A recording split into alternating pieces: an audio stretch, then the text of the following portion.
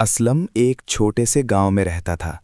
उसका घर मिट्टी और पत्थरों से बना हुआ था, जहां बरसात में छत से पानी टपकता और सर्दी में हवा सीधी अंदर आ जाती।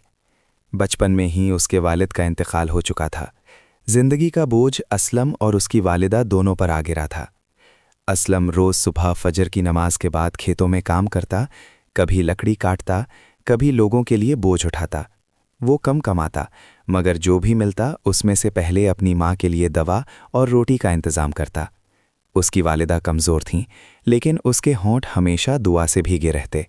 वो अक्सर कहती थीं, बेटा, माँ की दुआ और अल्लाह का सहारा कभी ज़ाया नहीं जाता। एक दफ़ा सख्त सर्दी का मौसम आया, काम बिल्कुल बंद हो गया। घर में आटा ख़त्म हो गया और चूल्हा बुझ गया।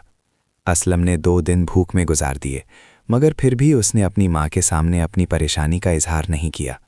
रात को जब माँ सो गई तो असलम ने सजदा किया और रोकर दुआ मांगी, या अल्लाह, तो गैब से रिज़्क़ अता फरमाता है, मुझे हलाल और इज़्ज़त का रिज़्क़ दे।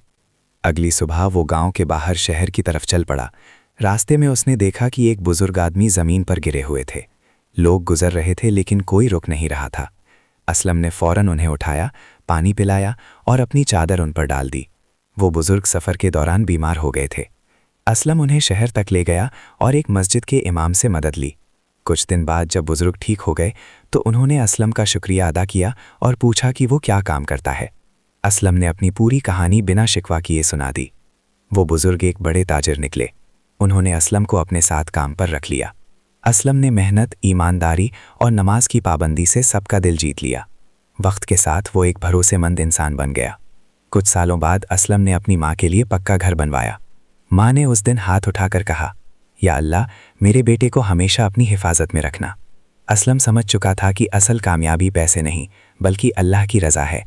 माँ की दुआ, सब्र और अल्लाह पर यकीन इंसान को अंधेरों से निकालकर रोशनी की तरफ ले जाता है।